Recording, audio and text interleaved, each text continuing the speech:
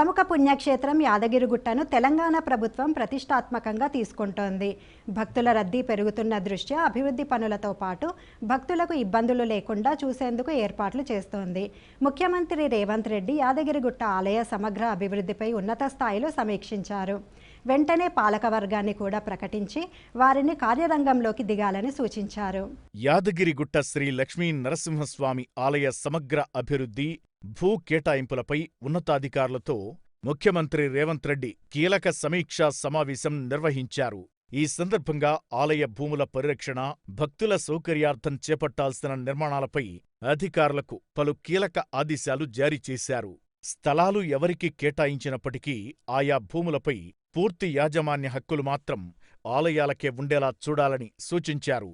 ఈ భూ కేటాయింపుల ప్రక్రియలో దేశంలోనే ప్రసిద్ధ పుణ్యక్షేత్రమైన తిరుమలలో అనుసరిస్తున్న నిబంధనలు, విధానాలను క్షుణ్ణంగా అధ్యయనం చేయాలని ముఖ్యమంత్రి అధికారులకు దిశానిర్దేశం చేశారు. యాదగిరిగుట్టపై భక్తుల వసతి కోసం తలపెట్టిన అతిథి గృహాల నిర్మాణంలోనూ తిరుమల మోడల్నే అనుసరించాలని పేర్కొన్నారు. కొండపై కాటేజీలు, గెస్ట్హౌస్ల నిర్మాణం చేపట్టేందుకు ఆసక్తి చూపే దాతలు, సంస్థల వివరాలతో కూడిన జాబితాను తక్షణమే రూపొందించాలని, వీరికి విడతల వారీగా నిర్మాణ అనుమతులు మంజూరు చెయ్యాలని స్పష్టం చేశారు.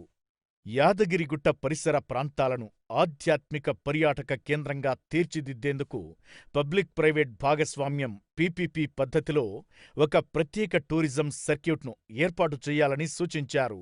ఇక యాదగిరిగుట్ట ఆలయ పునర్నిర్మాణ పనులు, నాణ్యతపై గతంలో నిపుణుల కమిటీ సమర్పించిన నివేదికను క్షుణ్ణంగా పరిశీలించి దానిపై వారం రోజుల్లోగా సమగ్ర నివేదికను తనకు అందజేయాలని ముఖ్యమంత్రి అధికారులను ఆదేశించారు. ముఖ్యమంత్రి సమీక్షా సమావేశం ముగిసిన తరువాత సాయంత్రానికే యాదగిరిగుట్ట లక్ష్మీ నరసింహస్వామి దేవస్థానం ధర్మకర్తల మండలిని ఏర్పాటు చేస్తూ రాష్ట్ర ప్రభుత్వం ఉత్తర్వులు జారీ చేసింది. దేవస్థానం ట్రస్ట్ బోర్డులో ఈసారి పారిశ్రామికవేత్తలకు ఎక్కువగా అవకాశం కల్పించింది.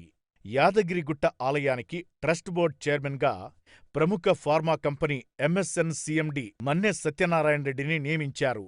ట్రస్ట్ బోర్డులో 10 మంది సభ్యులు, మరో 7 ఎక్స్-అఫీషియో సభ్యులు ఉంటారు. బెల్లంపల్లి ఎమ్మెల్యే వినోద్ వెంకటస్వామి, ప్రముఖ నటుడు చిరంజీవి సతీమణి కొణిదెల సురేఖ, చిల్లప్పగారి విజయరాజం, తోళ్ల దేవేందర్ గౌడ్ కుమారుడు విజయేందర్కు చోటు కల్పించారు.